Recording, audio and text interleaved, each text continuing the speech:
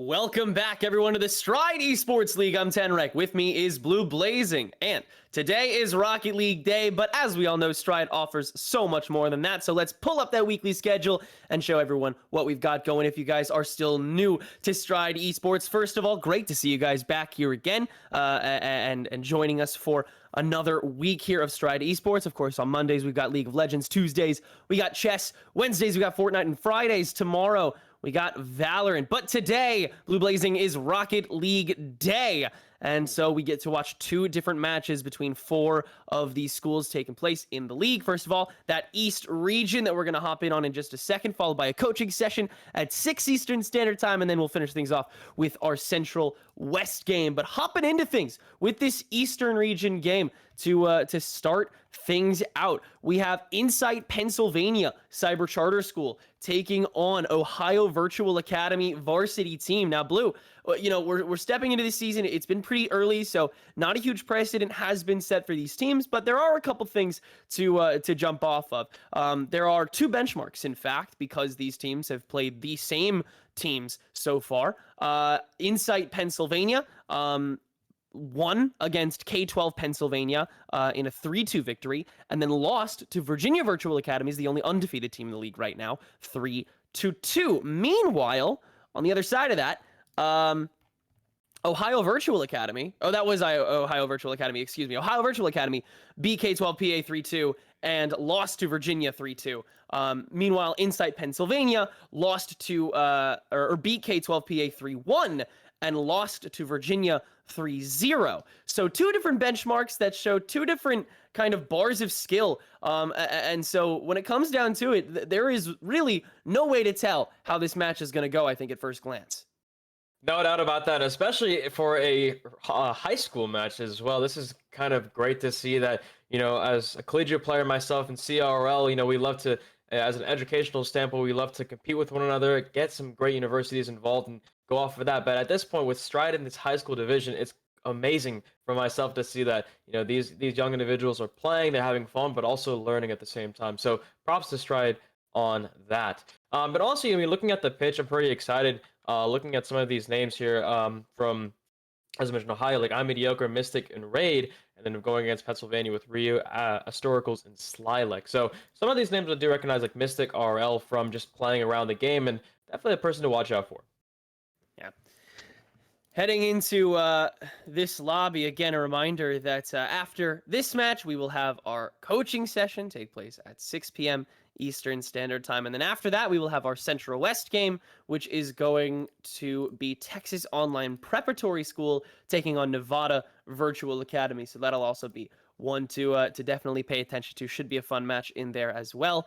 We have our teams getting back into the lobby, but you know, Blue, speaking from your experience, from a CRL spot, which you guys have once again earned from UTD, you know, coming into something like a high school environment, what do you think are some things that these players that may be, you know, in a team environment for the first time, may, you know, be in a competitive esport situation other than a ranked game for the first time? What do you recommend they prioritize in preparing and practicing when actually coming into this tournament setting?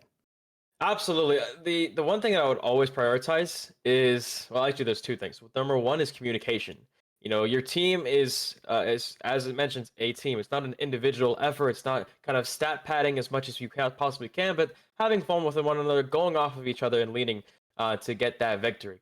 So a big part of that is just communicating with each other, figuring out where you are on the map, especially if you're going on the backside or going for the shot on the net. That's going to be super important. The second thing is kind of having that team mentality of just staying calm. You know, you have those adrenaline moments. You love to be pumped. You're about to go into a tournament, but staying calm in the moment and making yourself, you know, think clearly so that you can be ready for the game. And it helps tremendously, and that's what I always recommend to younger players or people that are going to a competition for the first time. Yeah, everybody really wants to be that team that can sweep it, that can get that quick 3-0, that can, you know, absolutely dominate the competition. Everyone wants to be that absolutely star-studded roster on the day. But like you said, with these teams that may have a little less experience in that space, that ego could really come to fell them a little more often than not. And especially when those mechs are still in a lot of a maturing phase for a lot of these players as well. It's integral that, like you said, you keep your cool, you keep your calm, and you keep it going, which is why we see comparatively to a lot of other games here in the Stride Esports League, you know, a lot of the matches matches tend to be a lot closer regardless of placement, especially considering it's a best of 5 setting, which is, again, a pretty common tournament setting too. So these players really in a preparatory state for a lot of the tournaments that they'll end up playing and going forward if they want to continue pursuing things. But here we go, headed into game number 1. Ohio going to be in the orange and being the first to score as well. I mean, great placement here from Medicore, excuse me, where he gets that and then also goes for a small Doomsday dish on Historicals to get that first goal. Great vision. Once again, Ohio going into this is 1-1, or 2-1, excuse me, while Insight Pennsylvania is 1-1. But again, the records were against similar schools, and while they both won and lost against the same schools, they're actually in very different directions. While Insight Pennsylvania lost to Virginia Virtual Academy, is currently the most dominant team in the league in a more dominant fashion, getting 3-0'd as opposed to that 3-2. Once again, they beat K-12 PA in a better fashion, a 3-1 versus Ohio's 3-2 win against that school. But Ohio, in turn, is looking to make this a dominant game 1 already, as that's going to be a second goal tossed into the lower 90, this time by Ray. Yeah, absolutely. Great play from Ray to just spot the bottom left. And I mean, that bump play off the pass, that's just, as I mentioned before, team mentality and going for teamwork, just focusing on working together to get that goal. Awesome to see there from Ohio. As we see it now, Medicore trying to find another pass to midfield. It's the Mystic, but a beautiful save from Slylik to get that away. Now, as I'm watching this game so far, Ohio seems to be a very aggressively dominant team in this first half here, and can't wait to see what Pennsylvania comes back against this team with a shot from Medicore, but gets blocked again. Yeah, Ohio's been more winning more often with these kickoffs to start things out, and they've been able to turn it into goals pretty consistently. But slowly and surely, Inside Pennsylvania is able to get a grip on things, and they've been letting a lot less by. Slylik, great boom to force Ohio to cycle back into the defense. Raids try and carry it all the way from the ceiling, gets a good amount of distance off of it, and Historical's forced to throw it away, but Ohio not looking to be done with it just yet. Nice touch, almost in the upper 90. Medicore, great angle attempted here, and it packs Inside PA away, but they will be able to clear it out of the corner, or at least keep this to some mild neutrality. But Ohio has kept this ball on the right side for most of this game. Absolutely, that dominant offense is working in their favor, especially up 2 goals. And let's see if they can continue that with almost half the game remaining. Raids, nice touch up, a little bit awkward. Pennsylvania could counter here, but great, that other Ohio player just getting that away. And you're just looking at Ohio here, their defense slip up a little bit as they're coming out of the net a lot, so Pennsylvania can watch out for that. Get a pass to midfield, it could get that shot, but going back onto this Pennsylvania side of the field, Ohio trying to get that midfield pass from Medicore, can't quite find the ball, a little bit stagnant on the corner, and no shot to be seen, racing back to Ohio's. Positioning is looking a lot better as the game goes on for both sides, really. Inside PA, I think, is doing a great job with these defensive setups and having a lot of opportunities to counter without necessarily having to go through the risk of those 50s, which it looks like Ohio is dominating. And there's a double demo, one from Raid, one from Medicore. Mystic now going to try and juggle it all on their lonesome. And stopped by Ryu on the 50. Great stopper there, but now comes the other touch from Raid. Mystic still on that front line, but nobody gonna bite just yet. They want the setup first. Mystic gets the bluff, and the backswing almost makes it work. Some style thrown on top of another attempt. All for naught, though. And yet, Ohio's dominance is continued, at least in an image state, as they continue this possession. ISPA has been defending for a while, but they need to turn it around and do it soon if they want to take this game 1. Hey, I have to say, if Mystic's shot went in there, I would have tweeted GIF your game right now. I feel like, look at this shot, as a beauty. But absolutely, I mean, 1 minute 30. Pennsylvania needs to answer pretty soon here to have a chance at this goal. Oh, the own save from Medicore. Unfortunate, but it does happen in the game of Rocket League. Here we go, a little bit over a minute now. The pass to midfield, great play, but no one there from Ohio's side. And honestly, just looking at Ohio, they're pretty great overall as a team, but Historical's pretty great individually looking at this. That was a great arc that Historicals took, knowing that you had to get out of the way of somebody, and after a solid whiff, you only had to do 1 demo from that point. Great job by Historicals to put Inside PA on the board. Keep this game close. Now 1 goal apart, 67 seconds to go. Truly anybody's game. heading into the opening of this match. And again, so much importance in this one, right? It's around that midway point of the season. These teams finally getting a grip of where they're going to sit over the course of the season. And both these teams looking for a really good way to unlock these standings and become a team that's a step above the rest, at least in the opening part of the split. Inside Pennsylvania, more signs of life as the seconds tick by, but Ohio has not let anything slide regardless. They are continuing the assault. They will almost score another, but Slyla, good toss-up, and is now able to find a nearly open net. Medicor with the stopper, but also the loss of possession.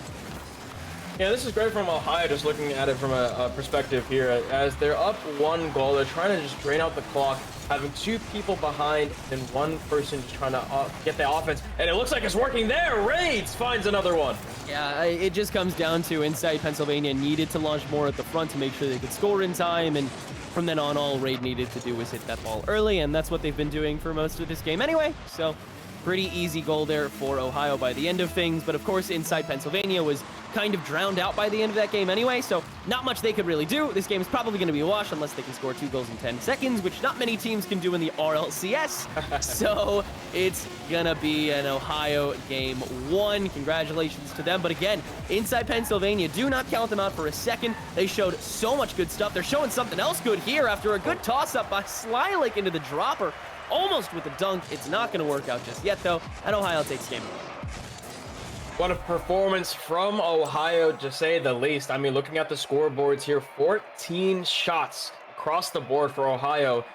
I mean, that's admirable, to be honest. The aggressiveness, the just determination to just keep on that pressure against this Pennsylvania team, without a doubt, is great to see. But looking at also Pennsylvania, they had some amazing strides as well. Of course, with that historical shot, getting that individually, gunning through all those defense and making sure that they can secure that 1 goal. So I think coming from Pennsylvania here, looking at them being a little more aggressive, especially on the midline, I think they'll do pretty great against this Ohio team. Yeah, no, there's still a lot to work on, and there's still a lot of time to do it. That's the beauty of the best of 5. These teams will get to grow as they go, and we'll get to see it happen right in front of us.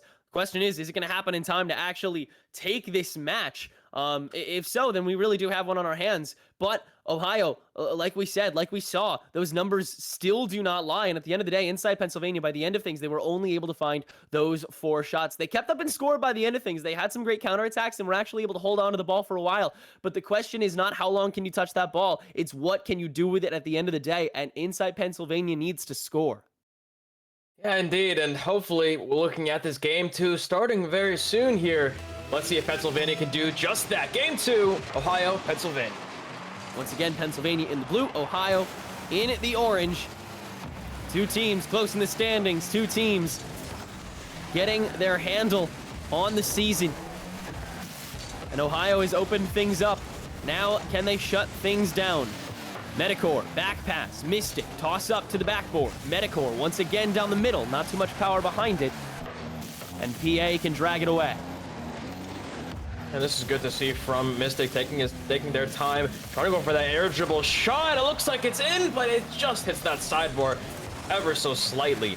Man, I gotta hand it to Mystic there. We've been seeing them play pretty well, especially being on the patient side and getting these shots on the net, but that 2 defenders, they will stop that effort. But yeah, early on in this game, Ohio showing that pressure that I've been talking about ever so recently. Yeah, once again, the aggression just not stopping. Rinse and repeat of what we saw the previous game. The difference is Pennsylvania did not allow a goal there. And that's certainly a big deal. We are already doing better than we were in the previous game. Now it comes down to, once again, Pennsylvania actually doing the other thing.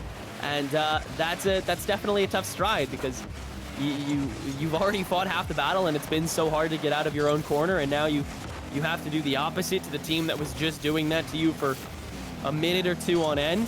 It's tough to break out to that extent, but Pennsylvania has got to find the little things, the gaps. There's one on the whiff. Medicor is back in time, though, to 50 it. Keep that possession alive and keep this cycle trucking. Hey, that's all you can do, and I really want to see Pennsylvania break out of this goal post. I've seen a lot of double commits on that goal line, so hopefully they'll see to correct that, or the coaching session right after will help them see that. But here we go, 3 minutes and 10 seconds remaining. Pennsylvania getting it out of it a little bit. Medicor awkward on this transition. Historical's booming it out. And hopefully we'll see that Pennsylvania rush here. Rui a little bit awkward, but Ryu, excuse me, getting it awkward, but gets that play as well. And now back into this orange half. Can they find this net? Crazy Fox Legend finds it. Slylek already in the air, getting it off the backboard. Ryu just a little bit late. So yeah, looking at Pennsylvania, they are putting that effort to get in front of that net just a little bit and getting in front of Ohio. But Ohio's defense showing themselves off, to be honest. You can tell Ohio is really hungry for this goal at this point. They're growing a little bit impatient, and it's honestly showing a little bit. They're leaving the net kind of open, and PA is getting away with a lot of really solid booms that'll grant them a little bit of possession. Ohio's been able to turn it around so far, but with that demo, slightly lower boost, can they maintain that as Ryu throws it away? Historicals is actually going to stalk down, and Medicor is going to whiff. Slylek, not the shot. That is on target. Unfortunate. And Ohio can recover after another early touch from Mystic. Back to midfield we go. Back to blue territory we go. Crazy Fox Legend taps it up. That forces more of a defensive core. Mystic down the middle. That was the 1-2-3 that they were searching for. But again, Insight able to stop it early. But can they continue to stop it again and again and again? Because this possession just does not stop. It doesn't stop indeed. Mystic trying to find the midfield pass, but no one up in the skies. Now 1 minute 30, both a little bit of a stalemate, kind of playing ping pong, but this is gonna be a lot of pressure on the Pennsylvania side. Mystic missing that ball. Actually does tap it, making it a little bit awkward for Ohio to get this out. Could be an opportunity for Pennsylvania, but Slylek gets it away. It's all good though. Historicals puts it back into this orange half. We might see a Pennsylvania goal here shortly. Very well could. Good bounce up. Medicor's got it though. Insight on the doorstep. Ryu the demo. Up in the corner, good tap, Mystic 50s. Medicor gonna try and follow it, gets to it first. Inside PA, a little too prepared for that one. Crazy Fox Legend around one. Historicals back passes it around, and Ryu is able to bring it back to the corner. Ohio looking for the momentum, have the boost to do it now. Medicor over one, Historicals there with the counter. Ball crashes over to the other corner as Medicor gets the demo along the way. Slylek the clear. Mystic following it after another boom from Historicals. Crazy Fox Legend in the corner again. Historicals frontlining, 30 seconds. Boom back towards blue goal. Slylek can save it. And Ohio still on this front door, still searching. Slylek open net, redirected though. And it's clear after clear after clear. Possession more back and forth than ever. Oh, as we look to be going into overtime territory. The back pass from Ryu can barely save, but that's the closest Ohio's gotten this game. No doubt about that, yeah. Just a thing to mention here, Pennsylvania playing a lot better than that game one. Actually, there could be a score from Medicor, but it just goes off. Mystic for the shot, but it's off the players of Pennsylvania. But this ball is still kept in the air. Rule 2, excuse me. Let's see if they can keep this here. Mystic playing it up. Slylek already in the air, has the boost of dreams, looking for the shot. Can't quite find it, and it looks like we're going to overtime. Yeah. Both teams coming so close, and if one of them collapses here in overtime, if one gets too big for their britches, that could do it. That could send us to 3 right then and there. Medicor, stagnant save against Slylek, able to win the 50, and Ryu is stalled away. Ohio recovers after a great kickoff from inside Pennsylvania. A good bounce up by Historicals, and distance play becoming a big part of this ISPA kit in order to make a lot of these clears and counterattacks work. Mystic into the corner, and there's the puncher by Medicor to give game 2 to Ohio. Yeah, awkward setup there, but great read from Medicor to put that fake in the right side. 2-0 already for Ohio. Great performance overall. And I have to mention that Pennsylvania has been playing a little bit better in this second game. In the first game, we saw them a little bit more passive, trying to stick to their own nets and kind of just, read out what Ohio was going to do. And that kind of messed them up a little bit as Ohio got a lot of goals from that passiveness. But coming in game 2, Pennsylvania really brought that back and started to play a little bit more aggressive, which showed here. I mean, they went all the way to overtime. So hopefully in this game 3, they'll figure it out. Most definitely. Yeah, just so much offense coming from Ohio. And inside PA, they had some good answers, but they couldn't really follow through all the way. And once again, they got close a couple times, but it is Ohio all over this offense. And if that doesn't change, then neither will this match record. And this will just be a quick 3-0 pickup from Ohio. But like you said, Pennsylvania really putting it on. Slilac, great defensive game. Ryu played very disruptively, and Historicals, one of the most consistent one of the most consistent attackers on the pitch. I think both of these past games. But it all needs to mesh together the right way, and they have to find a way to suppress this Ohio attack. And they need to do it this game. There is no more time left. Yeah, absolutely. This is that game 3 deathmatch. So let's see if Pennsylvania can bring it back here in the next 5 minutes. If Pennsylvania can overcome this Ohio pressure. Starting it off pretty strong for Ohio. Raid's already getting a nice touch off the side touch. Looks like it's going here. Sidewall play for Medicore. Looking for the shot, but Historicals getting it away. And we've seen that more and more with Pennsylvania taking the kickoffs a little more often these past couple games. The very few amount of times we've had kickoffs these past 2 games, Pennsylvania has come out on top at least to start. But this is also the first time that they've been able to turn it into something consistent, an actually good attack. Unfortunately, the cycle isn't fully there, and Ohio is able to keep their defenses alive. They're going to try and start this attrition now at the 420 mark. Up at the backboard, Mystic is stopped early, and it's once again Historicals with the boom and the follow to make sure that this pressure is maintained, but Ohio returning fire immediately after. I mean, look at the stats from last game as well. We're looking at 9 saves on the board for Pennsylvania instead of a 2 saves from Ohio. So I feel like if Pennsylvania really crashes that midfield and gets through that pressure, they have a really strong chance of winning. As we see here, the play from Slilac, but doesn't quite get through Medicore. Doesn't necessarily mean the war is over, though, as, oh, great double commit. As Slilac forced to recover. Now QKY going to try and follow this. Good attempt. It looks like that is a sub coming in for Inside PA, as their roster does roll quite deep. I feel like we neglected to mention that, actually. As does Ohio. Ohio has Mediocre Destroyer, and then, of course, Mr. Raid, along with CFL. Meanwhile, Inside PA, having Slilac, having TFX, having KY, Dio, Historicals, and, of course, Ryu.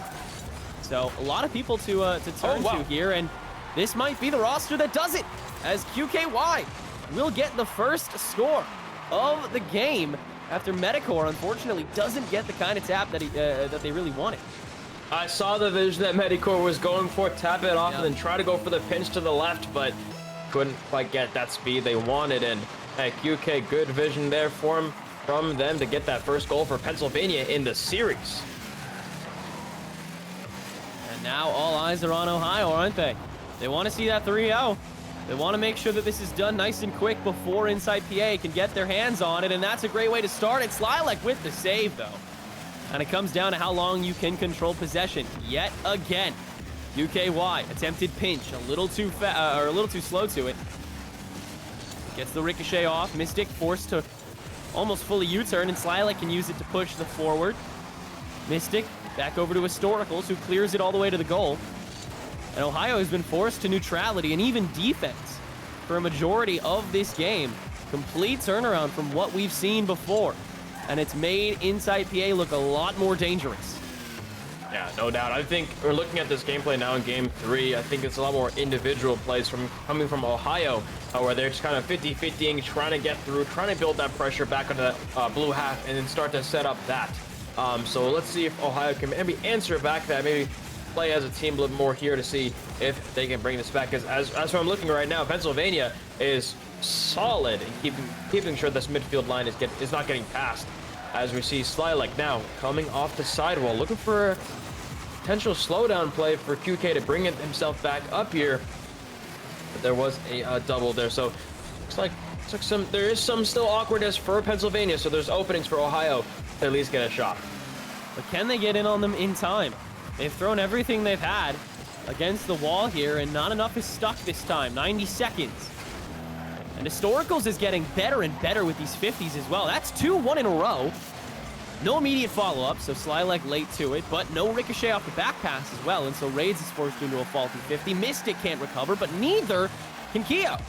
And so Slilac forced to wait sedentary in front of this goal and get the defensive reset, but that'll provide just enough time for Ohio to maybe get this possession going, maybe allude to this threat of the 3-0, which is still ever present. Slilac demoed, but Historicals is there with the save. Now turning around for it again. Medicore has to demo them, then Mystic with the demo onto Slilac. That just leaves Keo now alone again, and they're somehow still able to solo dribble it to get rid of any danger off of that offense.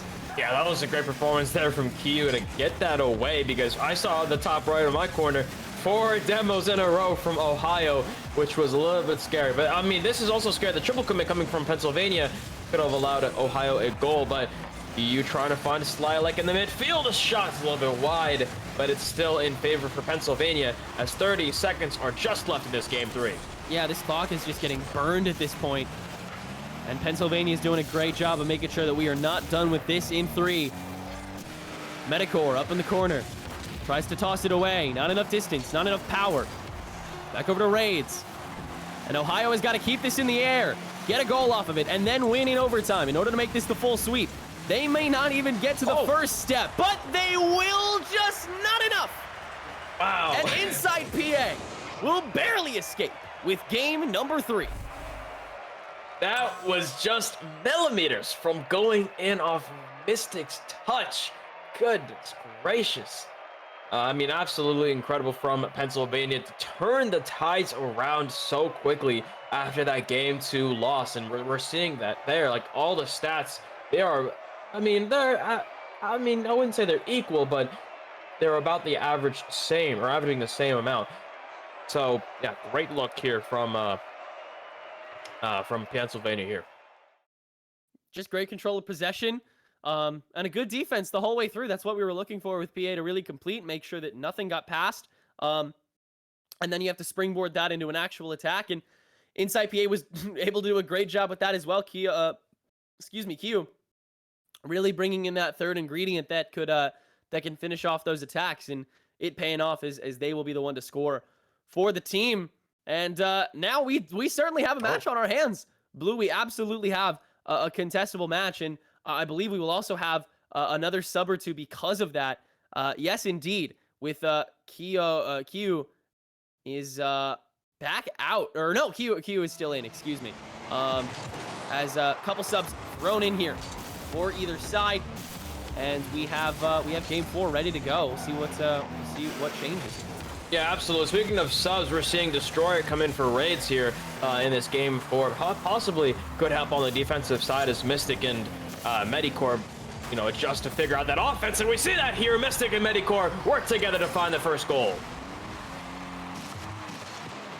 Another great return off of that kickoff, which is what Ohio had been searching for. Medicore able to barely thread that needle. That may be all they needed to get away with, but they are certainly going to look for more. They want to finish this in 4 since they couldn't in 3. And they want to get this better read on Kyu's addition to this roster, this new Inside PA team that they now have to face. And it looks like they're already doing a solid job with it. Medicore missing that third man in the cycle, and it'll force Ohio back. And with this much time on the clock, that is still dangerous as ever. Kyu attempted drop, met early by Mystic, and Ohio stays safe for now. I mean, we've seen this for the past few games. Whoever scores the first goal usually is the decided winner. So let's see if Pennsylvania can bring this back, or will the scoreboard continue to be true? As Ohio already with 1 goal, they can play that safe game that they have been playing for the last 2 or 3 games as they were winning. But oh my goodness, Kyu with a shot, but goes wide. A miss by Destroyer, though, brings it back up to the backboard. And Ohio is still under this pressure. Historicals back to midfield. What are they going to do with it? Nothing in time, as Destroyer can get back to it. And Ohio will try to maintain this pressure. Mystic forced to return. After Slilac has the dribble, Mystic against the double commit will make it work. Historicals returning back, Mystic as well, but Slilac has the tap, it's too high. And Inside PA have to keep this ball in the territory. They have to dry out the boosts, but they can't do either. And Ohio will break away again. Wow, that was some lucky boost collection for Slilac there, as it just spawned as soon as he was going for that, or they were going for that play. But here we go, 3 minutes left. The open net opportunity, Mystic! What happened to Pennsylvania? The front line push was a little too wide. Mystic had everyone on their tail, and nobody was able to catch up to it, either restabilizing or already lost that 50. And Mystic taking great advantage of it. Ohio up by 2 now. 3 minutes to go. Unprecedented, uncharted territory for both of these teams, but it is Ohio on the cusp of turning it into that dub that they were so hungry for in 3. Mystic, the bluff, can't get it past Lilac though, and it will not be 3-0, at least for now. At least for now, indeed. Let's see if they can get that 3-0, or Pennsylvania will answer back. That we've seen that Pennsylvania offense, previously in that game 3. And Astorical's trying to get a flick off, gets an awkward touch, gets it up in the air for his teammates to get it away, but let's see if they can. The midfield pass, no one there. It seems to be a double commit. And Mystic with that 1v1 opportunity. Historical's jumping quickly to get that away. Now already half the game already over. The death timer has begun. And this looks like Ohio, they're in the lead. They're playing super fine. Pennsylvania will really need to change up something to bring this back. This ultimatum really surfacing by this point. And Ohio, again, not stopping. Q, the demo. Mystic stops the 50 push. And Medicore just finds the 90. And now it is 3-0. Ohio look different. Indeed, indeed. That pressure just came back in this game 4, especially. And I think with Destroyer on the back line, he's definitely helping with that defense to boom that all the way across to the blue half a lot more. So great performance for Ohio in that regard. Push immediately here from inside PA. They need to find goals fast, and this is a good way to do it. Destroyer trying to recover. Again, on a time crunch, and loses 150 against Historicals. And Pennsylvania's on the board. And they are on the board. There is still time. 1 minute and 40 seconds. If they can continue to get these 50-50s as Historicals has been doing, that's going to be really good for Pennsylvania.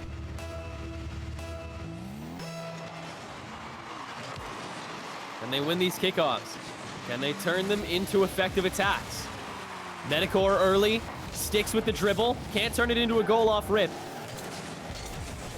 Hungry for the cycle, but Ohio knows they have to back out.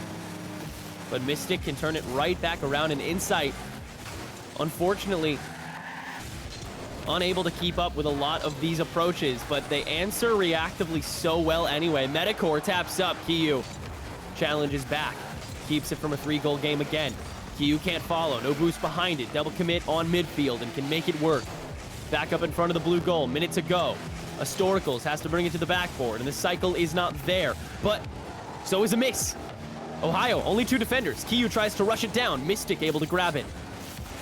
And inside PA, every opportunity that slips is such a volatile one. A huge boom, barely saved in time, but Ohio, the pressure is back.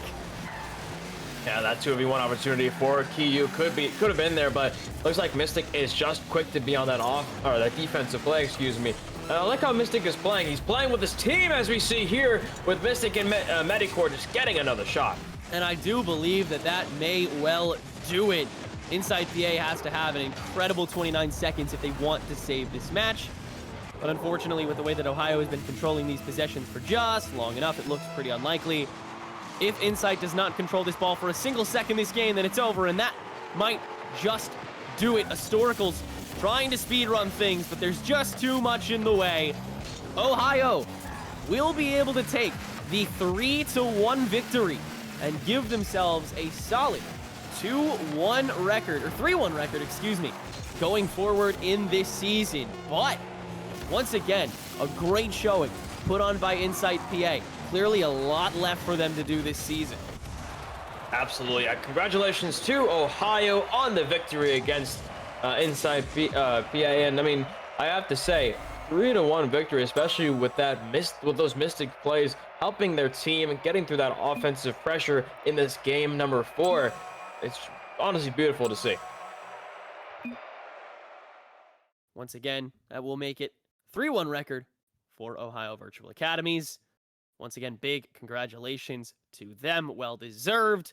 Clearly a lot of work still to do going forward for this season, and a lot of games to be able to play as well for these teams. So I'm excited to continue following Insight PA and, of course, Ohio Virtual Academies as they make their way through. Still a whole lot of other teams left to play, and still a little more Rocket League left to play as well. Blue Blazing and I are going to take a short break. You guys are going to get a coaching session at 6 p.m. Eastern Standard Time, and then we'll be right back here at 7 EST to watch Texas Online Preparatory School take on Nevada Virtual Academy. We will be back with that.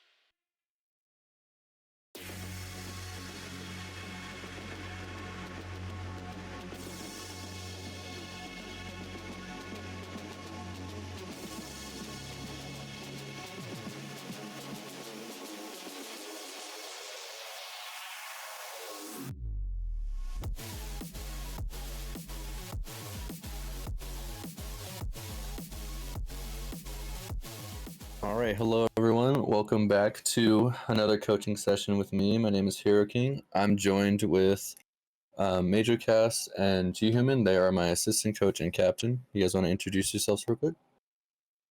Yo, yeah. What's up? My name is G Human or Neil, and I don't currently attend SF State, but I did in the past, and I just help as a coach now and a player in some non-collegiate tournaments. All right. All right. Hi, and my name is Mark. I'm a fourth-year comp sci major, and I am the captain of the team. Currently around like GC3. So yeah. Awesome. Well, welcome, guys. So what I want to talk with you guys about is mainly just a few things. One, obviously, you both have climbed to the highest rank of the game. You guys have competed at a semi-pro level. So I want to just talk to you guys about what really you think it takes to get to that level mechanically and also individually, what you need to do to kind of get there. Like what really makes you stand out from the other people at your guys' ranks? Yeah, I'll let Mark go first on this one. Okay. Yeah. So a lot of it is being very patient with the game because sure there are a lot of tilting moments, but it's a lot of mentality based. I've seen a lot of players that get to the highest ranks that don't have mechanical skill or that are less mechanical than a lot of other players. That is including myself as well. I'm like barely working on mechanics. So when it comes to setting yourself apart from other players, it's mainly like your playstyle as well as your adaptability. Because when I came into the collegiate scene, it was a lot of being able to adapt to other players. Because granted, the school's going to pick up whoever or the club whatever, is going to be picking up whoever they see is going to be a good team. So a lot of the times you're not going to get the people that mesh with your playstyle a lot. And also, if you're like me and you solo queue a lot, then you're going to be playing with random people most of the time. So it's a lot of being able to adapt as well as take your skills and apply them to the team towards being successful. And that's in the collegiate scene as well as climbing the ranks. Yeah, definitely. That's really good. And I'll just add to that in things that I've seen since I started playing back in 2015 is there is a slight difference in between, team play versus, like Mark said, solo queue play and online. But obviously the things that you learn and do online are going to carry over. You'll know who you are as a player the further you play this game, but online, again, just patience. And just like basketball, right? You want to, or any sport that is, you can watch the pros play and you'll get a nice sense and feel for the game. But then when you really get into it, it's about practice, right? And if you know you're lacking in a certain skill, whether it be mechanics, half flips, whatever it may be, or just, simply rotations, things can be worked on. And that's what, free play and or online ranked is for. And then when you come to a team setting, things get a little more granular. Yeah, I mean, I couldn't have said it better myself. At least when I picked up Mark, he was, just a random guy, late to tryouts, mind you, that I might add, but just came in and was just like, hey, I'd like to try out. I think what you said, you were fresh off a year of a hiatus, and Yeah, you're still just bossing up the whole team. I was on like a 9-month hiatus. Yeah, but yeah, so you guys talk about like individuality and like learning who you guys are as players. Like, what would you guys say? Like, what type of players are you guys? I guess we can start with Neil on this one. Yeah, sure. So for me, over the years, I've definitely noticed that I'm more of a passive player when it comes to online. I guess like when you learn to play a Rocket League, you kind of learn that, the farther you go in the game, the faster you have to get, right? Like you need to have consistency with speed. And then the speedier you are, the better you are, right? Because with the consistency involved. I definitely have the speed at times, but for myself, I know I'm more of a defensive, maybe back midfield kind of player. And I try to appeal to that in ranked. But that's definitely who I am as a player. And just knowing that it makes it easier for me to play, but also having your teammates know that's a little easier. So solo ranked, it's quite hard, right? Like you kind of got to play every role. You're just playing. But when I'm playing with my teammates and they know that, it kind of opens things up for them to play a little differently around me. So that's kind of who I am. Yeah, and I think I'm more of like a flex, if you can call that, just because in a team setting, I'm mainly, if you think squishy muffins, you think of midfield and midfield control. So that's kind of where I sit, and that also sits well in like solo queue and on the team because at our team at SF State, at least for when it's me, Neil, and another one of our teammates, I mainly sit mid. I'm relatively passive as well. It's just I fill in gaps. That's why I call myself like a flex player. So that's kind of how I see it. I can be aggressive at times. I can be very passive at times. So it's mainly just filling in gaps for me. I'd agree with that completely for you, Mark. But and just to take it further, right? Like we say who we are as a player, but at the end of the day, we all can kind of get after any part of the field, whether it's defensively, offensively. We kind of have it all, but we play towards, it's a play style, right? More than anything. Mm-hmm. Yeah, no, I would 100% agree. And yeah, to both of your attestments, by the way, side note, we're loading into a casual game just so we can kind of see you two individually from my point of view and what everything looks like. But yeah, I would 100% agree. I mean, you two are definitely the most patient people on the team, and I definitely recognize that when it comes to controlling the game. I mean, I always try to separate you guys in teams because you definitely are the two best on the squad. But yeah, definitely noticing that you guys are patient and understanding of the game helps not just you guys, but really everyone else around you. Yeah, no, definitely. And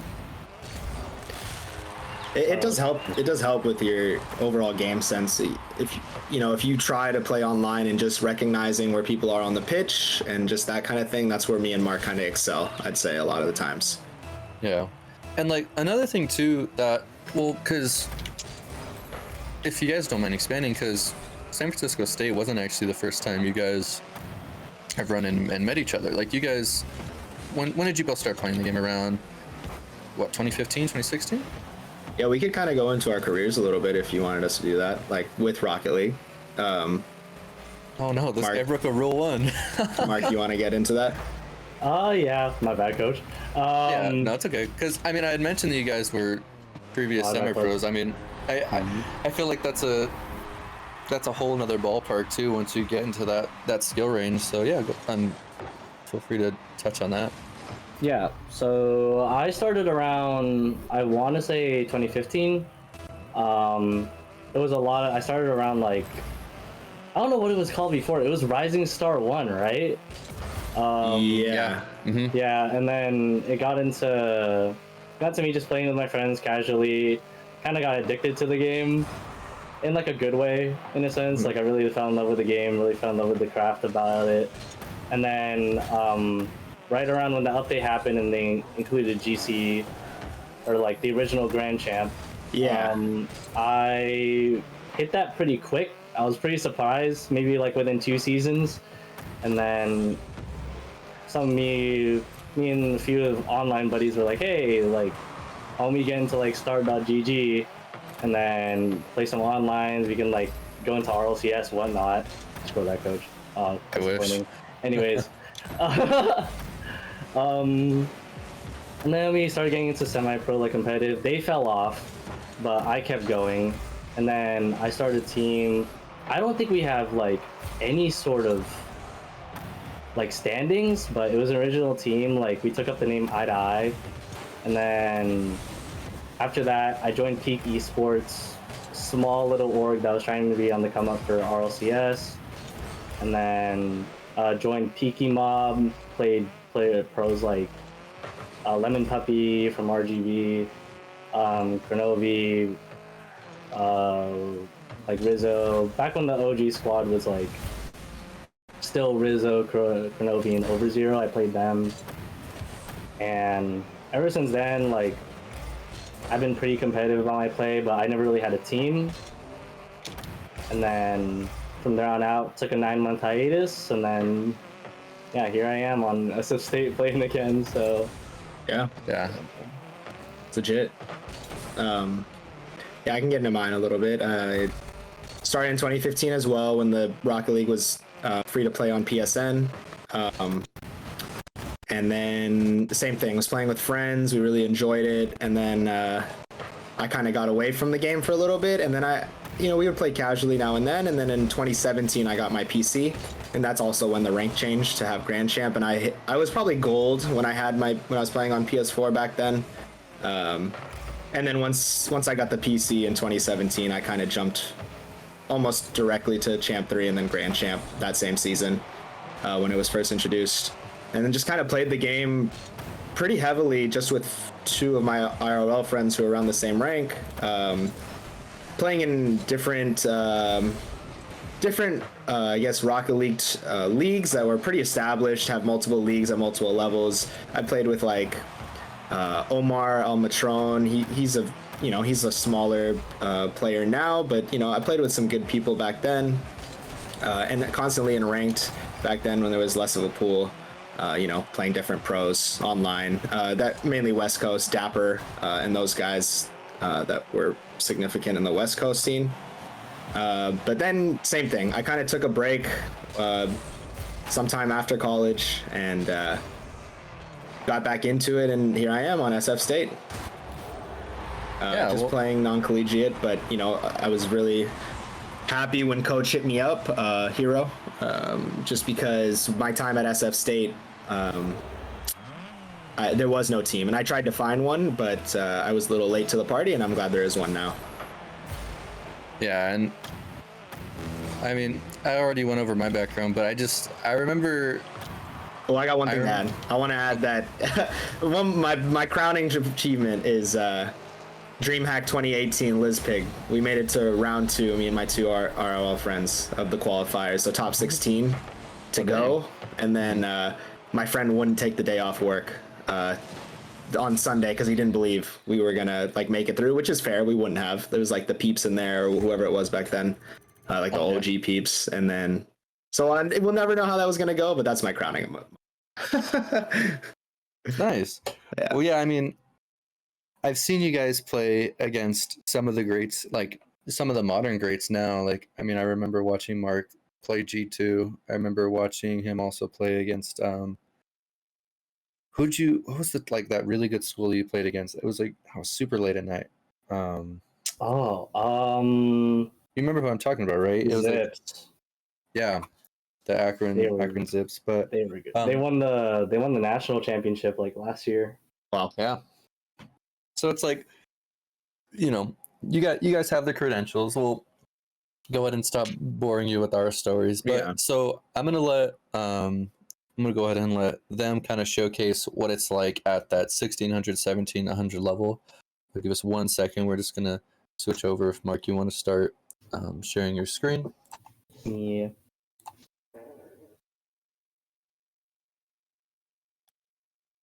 And if you guys have any questions as well, feel free to hit chat. We have it open. Oh yeah, because you guys are gonna be watching Mark and Neil ball out. Things I'm that we gonna focus on, whatever it may be. Yeah, because from a coaching standpoint, when I'm watching them play, whether it just be ranked or whether it be like scrims or games like we have today, my job is kind of just to fill in the gaps when it comes to callouts and fill in the gaps of just other things that I see that need to be fixed. Their comms or communication is like the biggest thing, and it's always very quick fire, very rapid things that they just need to get out and get the information there, because as you all know, as you all just saw too in those 4v4s, Rocket League is an insanely fast-paced game, and it is entirely just chaotic and all over the place. So, here, let me go ahead and leave the lobby there so you guys can queue up ranked. But My leader, Neil, your leader. You can. I'm leader. I got you. Yeah. Yeah. So last week I went over like a few like specific skills that I think are like pretty much crucial to ranking up, whether you're at any rank, really. I went over things like half flips. I felt like half flips are kind of universal no matter what rank you're at. They can kind of shift your momentum literally. I would say also that wall reads are almost just as important, because as you start to get in the air, you start to get comfortable doing that, but everyone always struggles in that corner. I mean, I see it still to this day with even pros. Like a ball, banged into the corner is much more difficult than something hit off the backboard. Sure. But yeah, like I don't know, like what actual mechanics do you guys feel like are useful, or were useful when you were climbing up the ranks? For me, the number one thing has always been field awareness. I feel like if you, obviously you need to be able to hit the ball, and like you said, like half flip, hit the ball off the wall, those things are huge. But just having the ability to know where not only you're at on the field, but your teammates and the opponent will give you such an edge, like throughout the whole game. Yeah, no, absolutely, I would agree, because it's like, it's such a intense skill understanding really what Good bump. someone is going to do, because with so many new mechanics being found, I would say almost monthly at this point, it's tough to keep up with what someone can do. I mean, as we see our third teammate, his name is Prash, we see him randomly dribbling the ball, and all of a sudden it's top right corner 80 miles per hour, and it's just from a flick that some people just randomly think up to do. But yeah, definitely his mechanics are stout for sure. Yeah, if I could get him on, maybe another time, I would love for him to showcase his mechanics. D drop. Oh. Ooh. Not in. You get there? Yeah, I get there. Yeah. But yeah, so No Mark, goalie. you talked about, and obviously as we all know, being on the same team, so you're not very, I don't want to say you're not very mechanical, because you are, but when it comes to mechanics, you're talking more specifics like flip resets, Missing. and other, I would say advanced skills like that, right? Oh, you're talking me or Neil? Yeah, he Oh, you, is. Yeah, the coach is asking like what kind of mechanics It's you like- talk about when. Because yeah, I'll just repeat his question. It's fine. Because I was asking, like, you said you weren't really mechanical, and was wondering, so what can you do as someone? Maybe I don't know if it was maybe you just didn't want to learn the mechanics, or you just found it easier to not learn them. But like, what do you feel as a player you did better than other people to kind of, I guess, compensate for those mechanics? Oh, it was definitely for the longest time, especially like before when SSL wasn't a thing. It was definitely positioning because a lot of the times, like, I learned very quickly how the game operates and how it how the shift of flow can really manipulate where the ball can go and where like the play can go. For the longest times, I studied Fireburner because a lot of people have the misconception that The brick. yeah, the fucking wall, dude. There's a common misconception that it's a 50-50, but in reality, you can easily manipulate it to be a 75-25, and it's very easy to do. It just takes a lot of practice, and there's a lot of times where I'm teaching my teammates how to win a 50-50 and how to be more effective when it comes to making challenges. Because a lot of the times you're going to get into a position where you have to like slow down the play, whatnot. I'm getting scored on. But yeah, a lot of times it was, for the longest time, I still don't know how to musty flick. I've just started learning flip resets, just started relearning flicks. So it was a lot of positioning, and my defense as well as my midfield awareness got me to like around 1800 when SSL wasn't a thing, and then around 1863 like just recently. I mean Dustin, by the way. Let's go.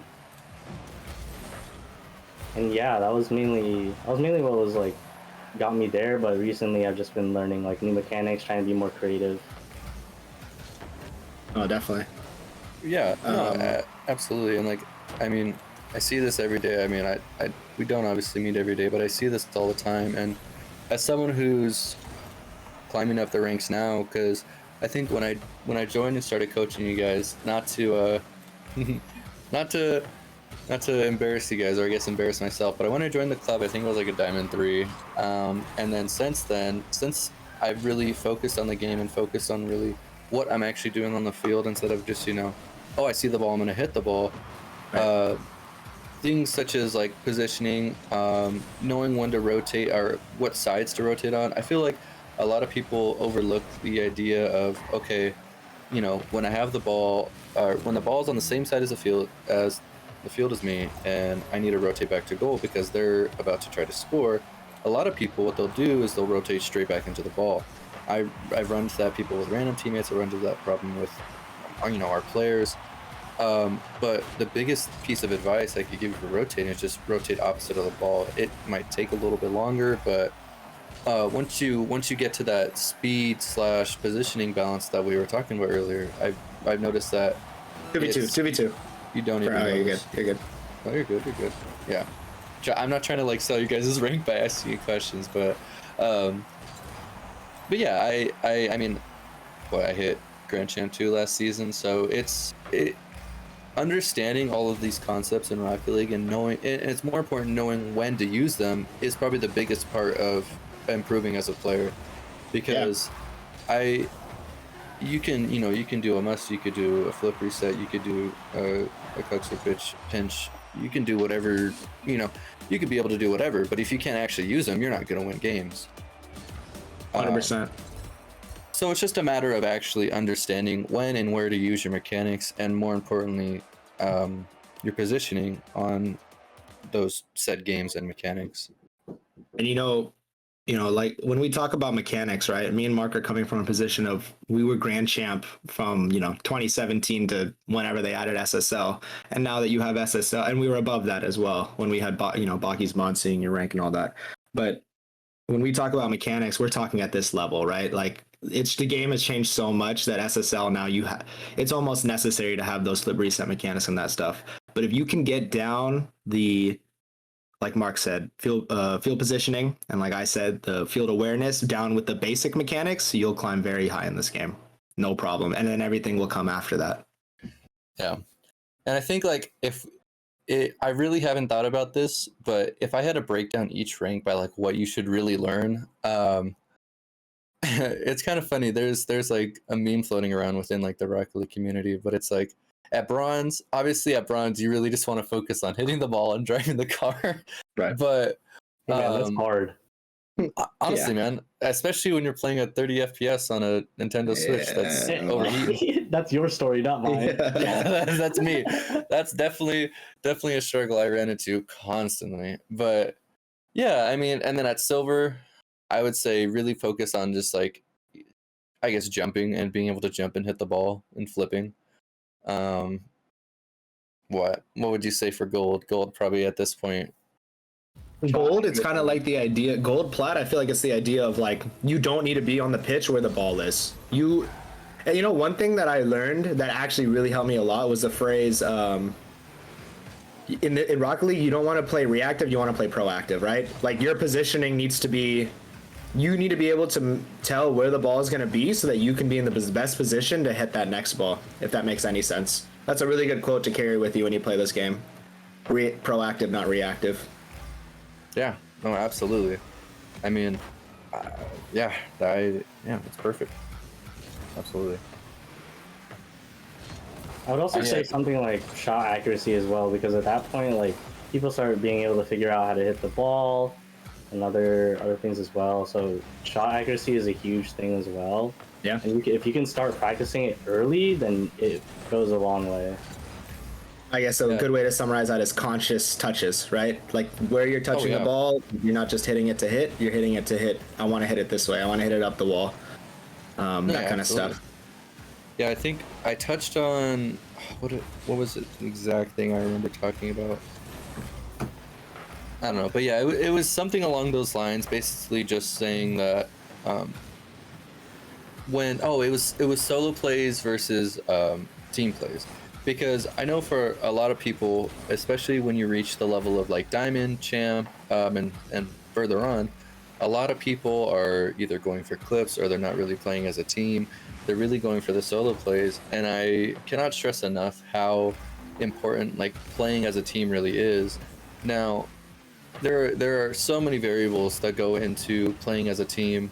I think I covered like knowing when to demo, knowing when to rotate, and just overall looking for the pass. But I don't know, in your guys' eyes, at the ranks you guys are at, what does it mean to play as a team? I shot. Thank you. Marky, I'll let you go first. Playing as a team is a lot of chemistry based. It's different from solo queue because a lot of the times you're gonna be playing with the same people once you do have a solidified team. So when you're understanding your guys' play styles as well as how fast you like to play together, what works, you're gonna be starting to fold in like comms. Comms is a huge thing of understanding when each other has boosts, whatnot, defensive positions, as well as I'm getting this clear. Like when to pass the ball, when not to. Those are huge things when it comes to being on a team, and that's what makes it different because you can actually call out those things. It's not solo queue where you're relying on quick chat. Yep. And quick chat is pretty miserable, I'll admit. I love Rocket League. I love the people who make Rocket League, but you cannot get the information needed just from quick chats. More importantly, more people just use it to be toxic and I guess not help. But you know, that's just the game. That comes with any game with a ping system and whatnot. But yeah, for sure. Playing as a team for me, I mean, yeah, Mark hit it on the head. It's a way different ball game. Like you're really trying to hone in on what you're. Nice shot, nice 50.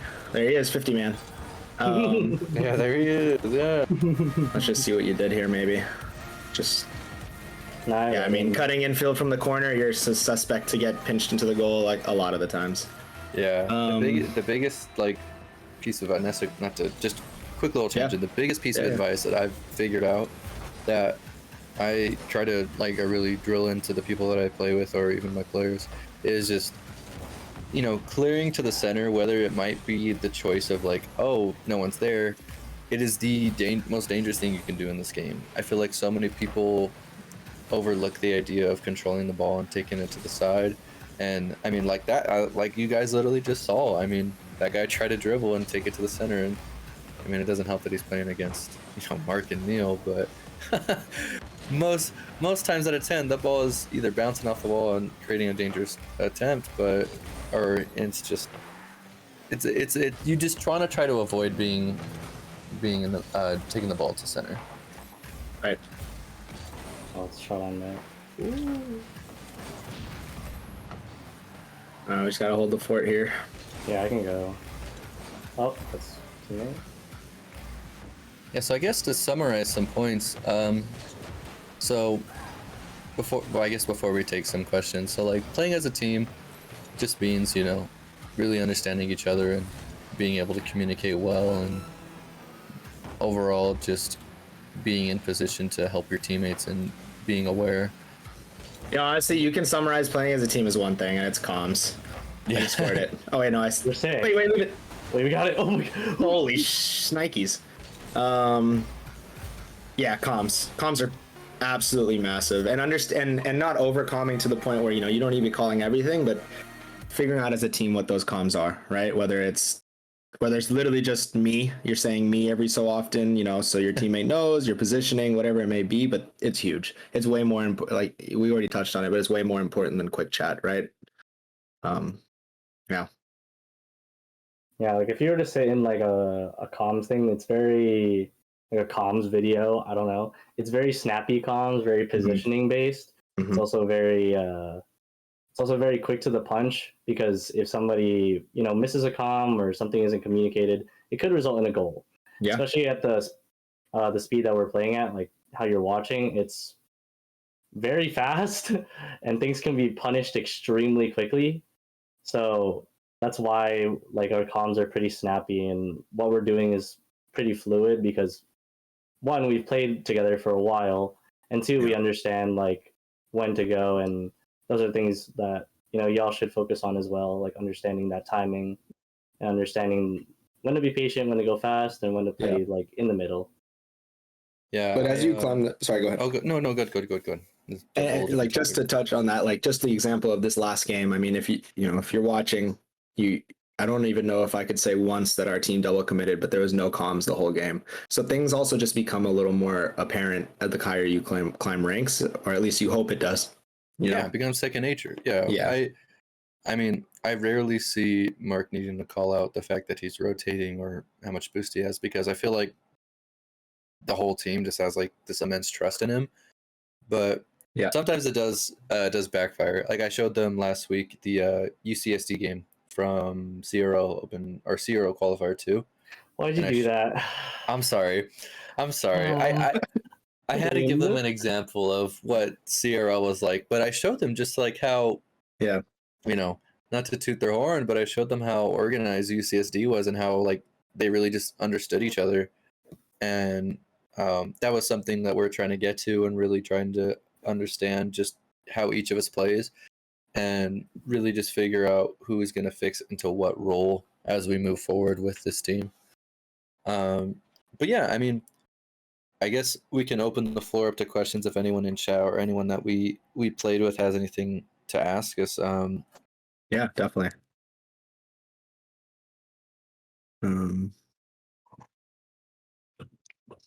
Or even I'll ask, does anyone like my decal?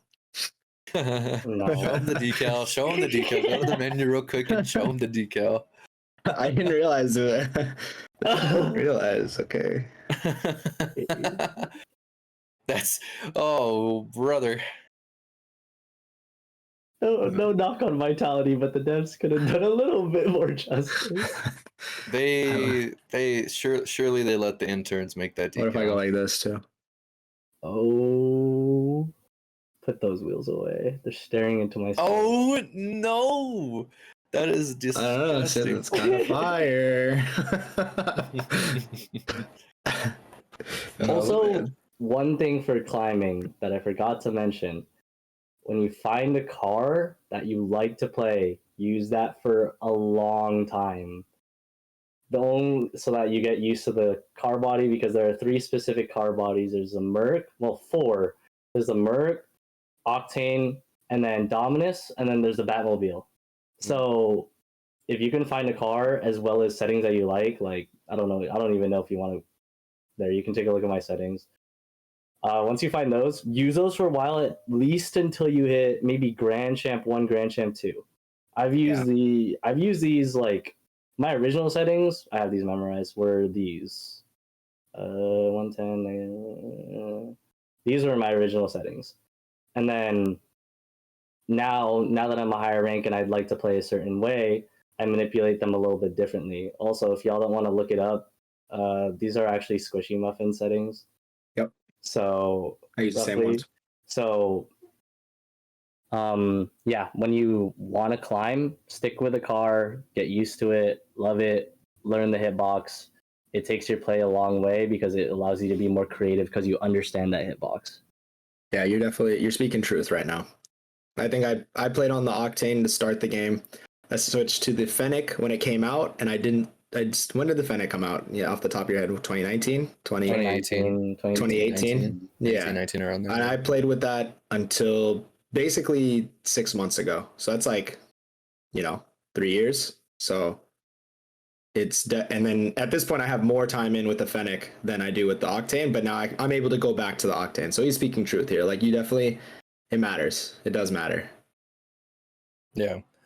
No, absolutely. And I mean, for the players on PC, I know Bacchus Mod has the ability now you can actually just copy pros camera settings.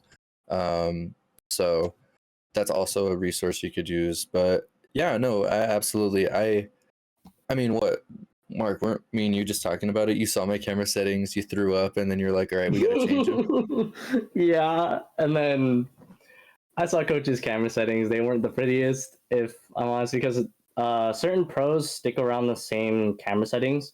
I think the only one that was different was, I forgot his name, but he was on the team with Chaussette back when the Muffin Men were a thing. Right. I forgot his name, but he had really zoomed out camera settings, and those sure are optimal, but at the same time you want to be playing roughly around these camera settings just because they offer basically the best of everything. And as you get better at the game, you're gonna get to the point where you don't need very zoomed out camera settings or very close camera settings. You want to play right in the middle. So that's kind of something that I learned. And then I gave Coach my camera settings, and he's basically chilling now with those. Yeah, absolutely. Yeah. Definitely. Yeah, and I feel like camera settings obviously can be adjusted little by little. I just would highly recommend, well, one, if you haven't already, turn off rumble cam, when you hit the ball and it shakes. Camera shake. Turn off camera shake. You will see your game improved twice over. It's ridiculous how much it really improves it. And yeah, just tweak your camera settings to feel comfortable with what you really want to do. I mean, you're gonna notice, Mark's camera settings are gonna fit you the more and more you go into the air, and I mean, he's probably changed them a billion times since he's joined the team. So, always never get comfortable changing your or never get comfortable not changing your camera settings, because you're always going to get better and get faster and need to compensate for certain things. Yeah, 100%. All right. You guys have anything else you want to add? There's something I want to add. Sure. So I learned this very quickly as I got up in the ranks, because people get more mechanical, people get more consistent, and for the longest time I was probably the most inconsistent player. I'm gonna say this, and probably half of y'all in chat are gonna hate me, but this is something that I regret not doing on the come up. Play more ones. it's gonna suck. But Yep. it teaches you Yep. it teaches you a lot about what you need to improve on. It also teaches you a lot about understanding positioning, understanding how to not get beat. And that's the biggest thing, because you see pros and they rarely get beat, and when they get beat, it's intentional. So that's mainly what I wish I did a little bit more, ones and twos. Yeah, for sure. 100%. I'm literally hovering over my screen right now, my twos rank, and I don't even have my ones rank anymore. And on the So- flip side of that, it teaches you shadow defense really well, which can be important in threes if you're last man back. So More things to talk about. More yeah, things to we'll talk about shadow defense another time. But Yeah. All right. Well, everyone. Well, thank you for coming out to the coaching session. You can find me at twitter.com/Hero King or Hero King on Twitch. You can watch us all three play on the Gaming Gators Twitch channel, which is twitch.tv/GGSFSU_. Guys, do you want to plug anything? no, I just keep playing Rocket League. Fun game. Yeah. yeah. Alrighty. Well, we're gonna go to a short break real quick, but when we return, we're gonna have more Rocket League action. Thank you guys.